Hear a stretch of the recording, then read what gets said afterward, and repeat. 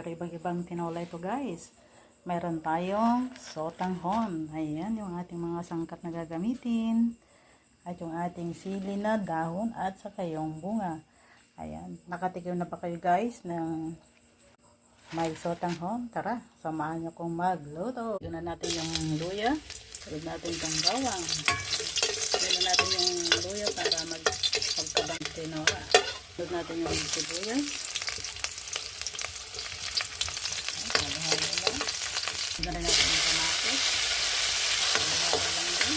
Sabay sa ating guys.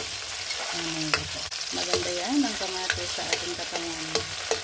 Lagyan na rin natin apat na pirasong manok. Halo-halo lang.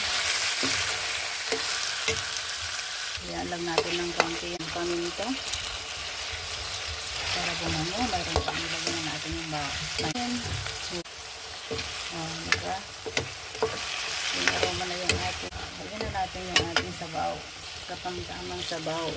Ang tinola. Ayan. Diba?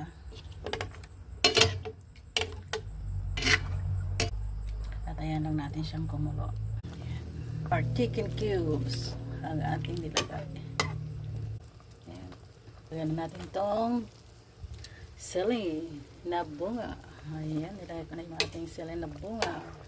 Ayan, nilagay na natin itong sotanghon guys. Lagay na rin natin itong sili.